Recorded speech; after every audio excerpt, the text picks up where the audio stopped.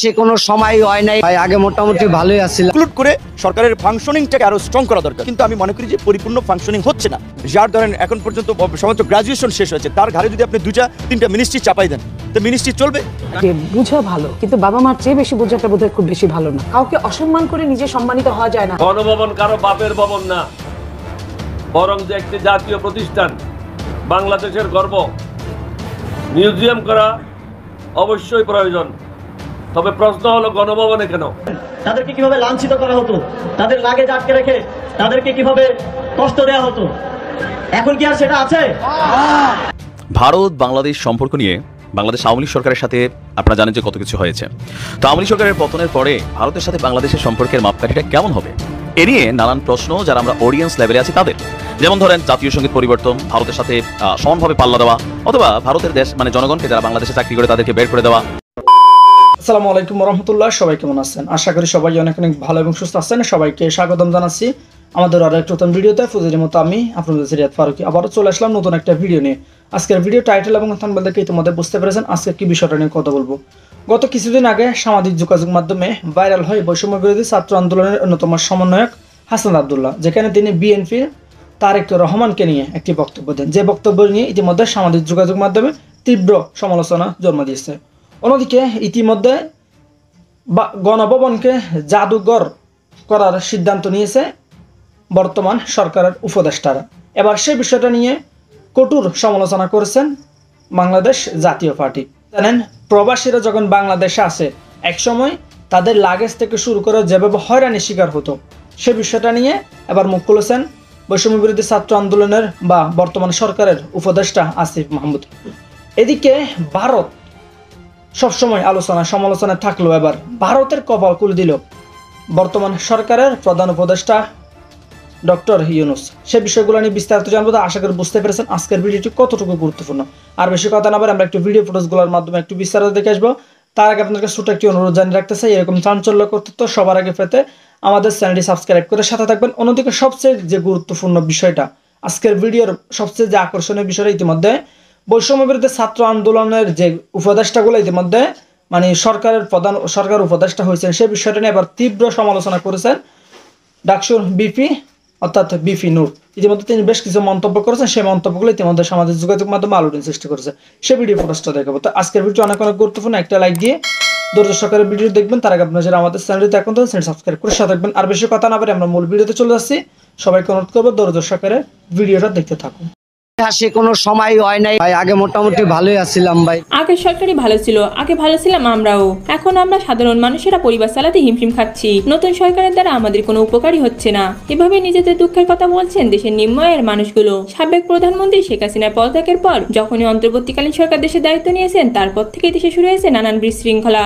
এখন তো দেশের প্রত্যেক জেলাতে আন্দোলন হচ্ছে, কেউ না কেউ কোনো না কোনো দাবি নিয়ে রাজপথে নামছে, রাস্তাঘাট অবরোধ করছে, যার ফলে সবচেয়ে বেশি ভোগান্তিতে পড়তে হচ্ছে দেশের দিন আনা দিন খাওয়া মানুষগুলোকে। এমনই অনেক মানুষকে দেখে তাদের দুঃখের কথা বলছেন। আমাদের কাছে হাত জোড় করে অন্তর্বর্তীকালীন সরকার, আমাদের সরকারের কাছে রিকোয়েস্ট জানাচ্ছি, আমার আর কোনো ভাই বোনের অঙ্গহানি যেন না ঘটে। আর এজন্য সাধারণ জনগণ অন্তর্বর্তীকালীন সরকারকে দেশ চালানোর অযোগ্য বলে দাবি করছেন। এছাড়াও তারা বলছেন বর্তমান সরকারের আড়ালে এক মুখোশধারী ব্যক্তি রয়েছে।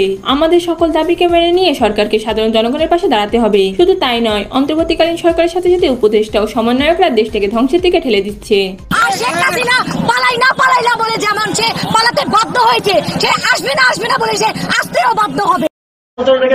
তাদেরকে কিভাবে লাঞ্ছিত করা হতো, তাদের লাগেজ আটকে রেখে তাদেরকে কিভাবে কষ্ট দেওয়া হতো, এখন কি আর সেটা আছে? আপনারা দেখেছেন সরকারি অফিসগুলো, বিআরটিএ সহ আরো বিভিন্ন অফিস, যারা ছোট ছোট কাজের জন্য জনগণকে ঘোরাতো, কষ্ট দিত, ঘুরিয়ে তাদের থেকে ঘুষ আদায় করার চেষ্টা করত। এখন কি কেউ সেই দৃশ্যটা দেখানোর সাহস দেখাচ্ছে? সেটি আর যেন ভবিষ্যতেও কেউ দেখানোর সাহস না দেখায়, তা নিশ্চিত করার জন্য আমরা কাঠামোগত সংস্কারের কথা বলছি।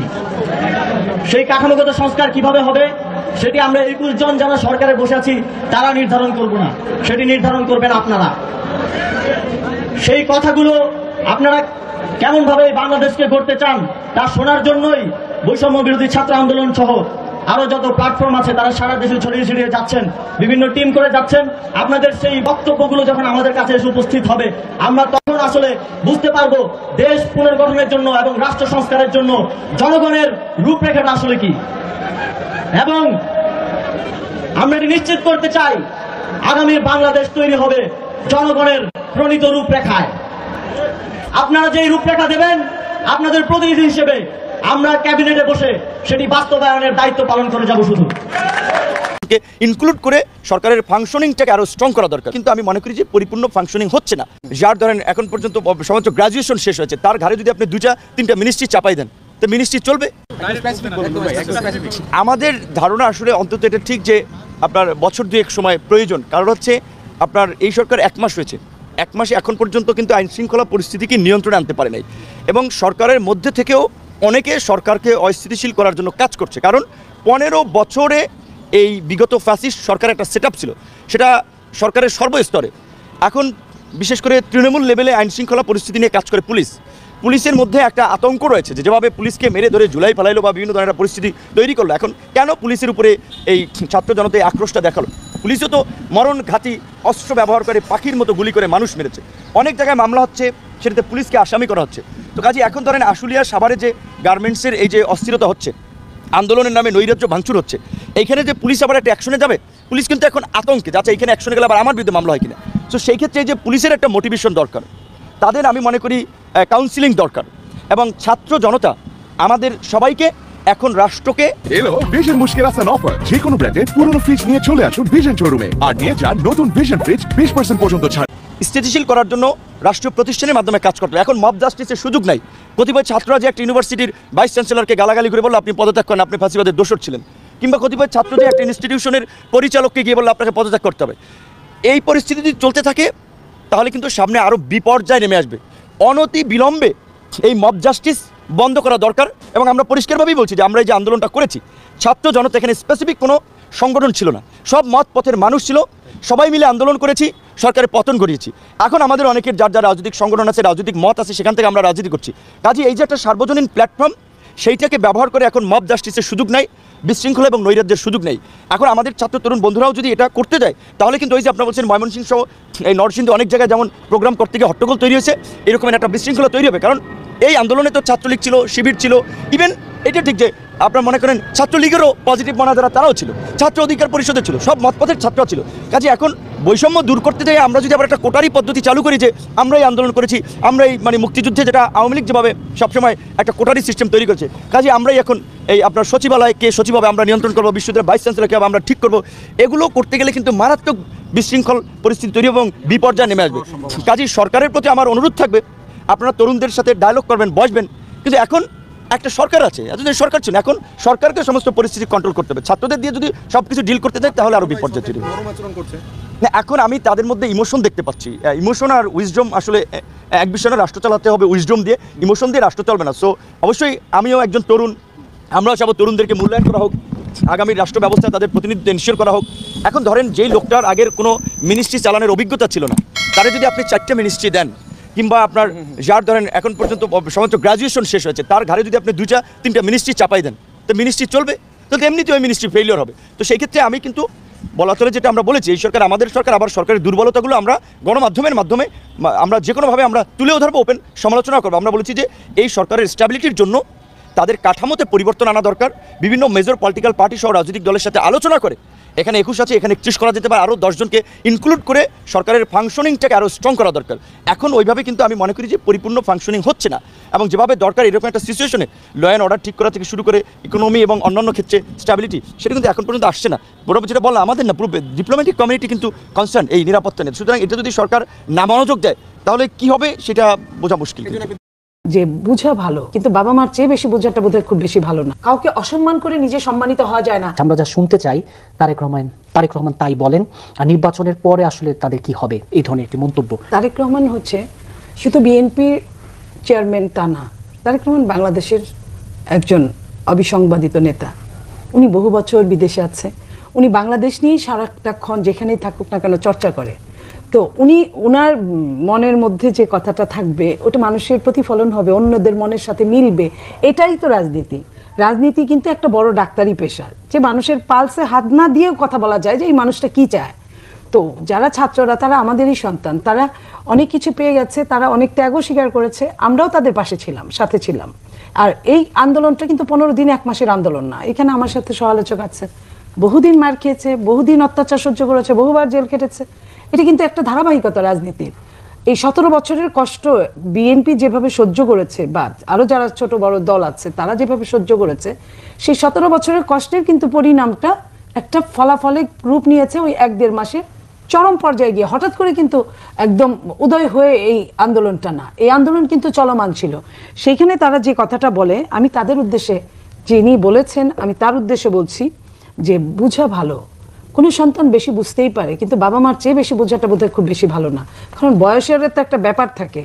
তারেক রহমান বা তারেক রহমান সাহেবের দল যে কথাগুলো বলেছেন, এটা কিন্তু একটা 31 দফার মধ্যে। আমি জনগণের দিকে দৃষ্টি দিয়ে বলছি, এই বইটা এটা মানে আনুষ্ঠানিকভাবে আপনাদের নিয়ে আপনার প্রেস কনফারেন্স করেছে 13 জুলাই 2023। তখন কিন্তু এই ছাত্রদের অস্তিত্ব ছিল না, ব্রোন চাইল্ড ছিল না, ব্রোন ছিল না। হতে পারে তাদের কেউ কোথাও প্রশিক্ষণ দেওয়া হতে পারে, আমি জানি না, সেটা যদি হয় সেটা অন্য ব্যাপার।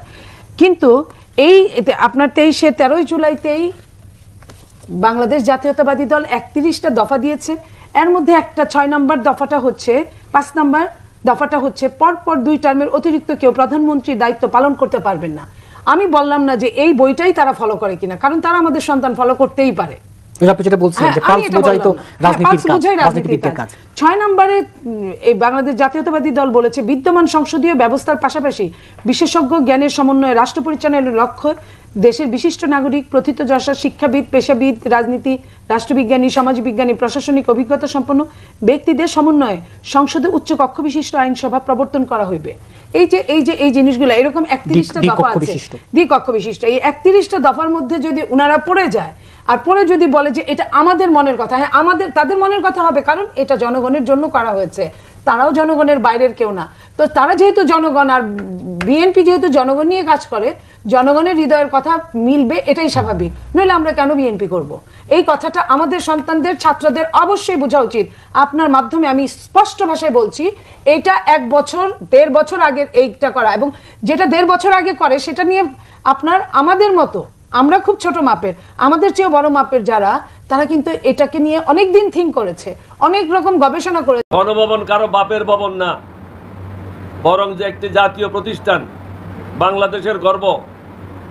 মিউজিয়াম করা অবশ্যই প্রয়োজন, তবে প্রশ্ন হলো গণভবনে কেন, অন্য জায়গায় নয় কেন? জাতীয় প্রতিষ্ঠান পরিবর্তন করার আইনগত ভিত্তি এখন কোথা থেকে পেলেন? 1971 সালে স্বাধীনতা যুদ্ধের উপর অন্য কিছুই অধিকতর গুরুত্ব পেতে পারে না।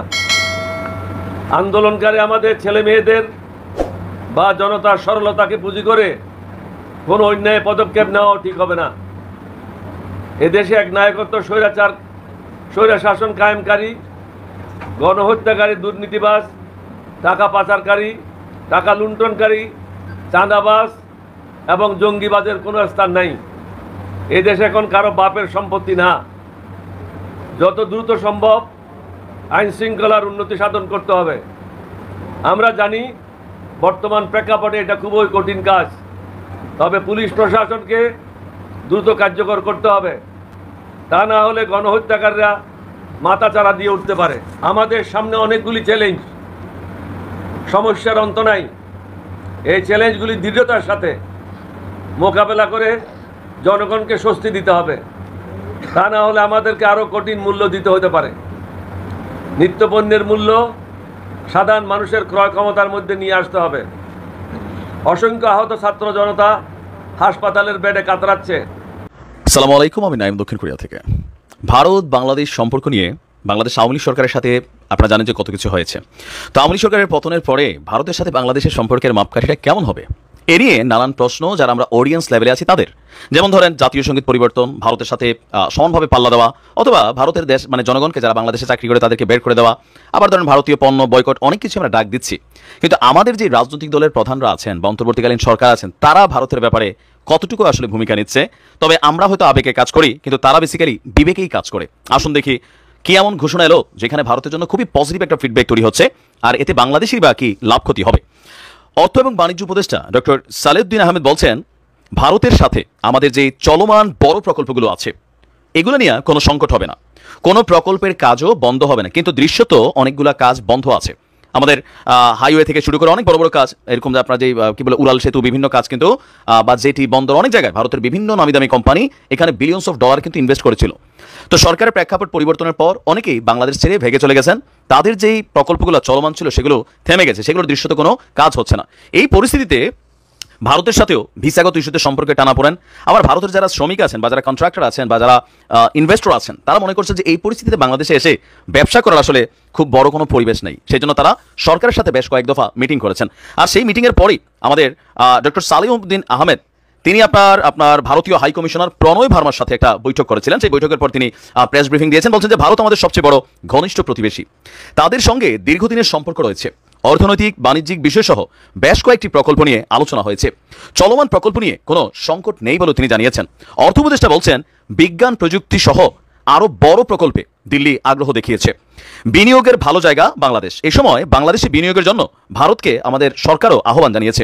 এদিকে ঢাকা দিল্লি একসঙ্গে আগের মতনই কাজ করবে বলে জানিয়েছে ভারতীয় হাই কমিশনার। ভারতীয় হাই কমিশনার বলছে, ভারতের সঙ্গে চলমান কোনো প্রকল্প স্থগিত করা হয়নি, সাময়িকভাবে কিছুটা হয়তো কাজ বন্ধ ছিল। বিজ্ঞান প্রযুক্তি সহ বেশ কিছু বড় প্রকল্পে ভারত কাজ করতে আগ্রহী। আশুগঞ্জ এবং আখাউড়া সড়কের মতন কিছু প্রকল্পের ঠিকাদার ভারতে চলে গেলেও দ্রুতই তারা পরিবেশটা শান্ত হলে ফিরে আসবে এবং কি প্রকল্পগুলোর কাজকে বেগবান করবে। ভারত থেকে বাংলাদেশের ঋণের অর্থ ছাড় করার বিষয়েও সমস্যা নেই, আগের মতোই এই সরকারের সাথে দ্বিপাক্ষিক সম্পর্ক এগিয়ে নেবে ভারত। এখন প্রশ্ন হচ্ছে, এতে আসলে জনগণের রিয়াকশনটা দুই টাইপের হয়েছে কেন? ভারতের জনগণ টু বাংলাদেশের জনগণ কখনোই সম্পর্ক খারাপ না। ভারতের ইকোনমি টু বাংলাদেশের ইকোনমি পারস্পরিক নির্ভরশীল। যেমন ধরুন আজকে 2,31,000 ডিম আসছে, তো এই ডিম কি বাংলাদেশের মানুষ খাবে না? খাবে। 60 টাকা করে প্রতি পিস আসছে, এই ডিমটা অল্প দামে বেচা যাবে, কারণ আমাদের দেশে সিন্ডিকেট হয়। ভারত থেকে পেঁয়াজ না আসলে আমরা বিপদে পড়ি। তো এটা উৎপাদন করে কে? ভারতের সাধারণ জনগণ। কিনে কে? বাংলাদেশের সাধারণ জনগণ। ভারতের সাথে যে সমস্যাগুলো, এগুলা কিন্তু কোনো পণ্য লেনদেন এগুলা নিয়ে না। সমস্যা হচ্ছে, মূল সমস্যা তিস্তা সহ আরও কিছু বেশ প্রকল্প, নদীর ইস্যু, পাশাপাশি সীমান্তে হত্যা। এই দুইটা জিনিস বাদ দিলে আপনি ভারতের সাথে ওই রকম কোনো কিছু পাবেন না। বা আমাদের যে মাতারবাড়ি বন্দর অথবা তারা যে রেলপথ তৈরি করছে, এখানে আমরা আমাদের স্বার্থটা কতটুকু দেখছি, ভারতের স্বার্থটা কতটুকু দেখছি, এগুলার ক্যালকুলেশনের কারণেই আমরা যখন দেখি যে আমাদের স্বার্থটা কমে গেছে। আবার পলিটিক্যাল একটা মুভমেন্টও আছে, যেমন ধরেন জামাত ভারতের সাথে ভালো সম্পর্ক ক্যারি করতেছে, বিএনপি ভালো, অন্তর্বর্তী সরকারও ভালো। ডক্টর ইউনূস সাহেব মোদির সাথে বৈঠক করার জন্য এক ধরনের একটা লবিংই করছেন, আমাদের কাছে মনে হচ্ছে। ভারত আবার সেটা নিয়ে ভাবও নিচ্ছে। তো সকল কিছুর মেইন কারণ হচ্ছে জনগণ যেন অস্থিতিশীল না হয়। ভারতের রাজনৈতিক সরকার বাংলাদেশের জনগণের সাথে যদি সম্পর্ক ক্রিয়েট করে দেন, ভারত নিয়ে বাংলাদেশের মানুষের কোনো অ্যালার্জি নাই, কোনো অ্যালার্জি নেই। কিন্তু আমাদেরকে যখন নানানভাবে আমাদের নানান ইস্যুতে, নানান ন্যায্যতাতে তারা আমাদেরকে বাধাগ্রস্ত করে, ভারত সেনাবাহিনী পাঠিয়ে দেবে, এই ধরনের উল্টাপাল্টা কথাবার্তা বলে, বাংলাদেশের সংখ্যালঘু নির্যাতন হচ্ছে, ভারতের নিয়ে ভূমিকা রাখবে, এগুলা নিয়ে মানুষের কনসার্ন তৈরি হয়। আমরা কি ভারতের ইস্যু নিয়ে এত কথা বলি? সো বুঝতে পারছেন যে আমরা আমজনতা অনেক কিছুই বলি, কিন্তু যারা সরকার চালায় তারা কিন্তু বোঝে যে কোন জায়গাটাতে ঝামেলা হলে কি হবে। ভারতের সাথে সুসম্পর্ক থাকুক, সমস্যা নেই, কিন্তু ন্যায্যতার ভিত্তিতে, সমতার ভিত্তিতে। তোমরা নিবা, আমরাও পাবো, হিসাব নিকাশ কাগজ কলমে যা থাকবে তা বুঝাই দিতে হবে। তো ভারতের জন্য একটা সুসংবাদই। ভালো থাকুন, আসসালামু আলাইকুম।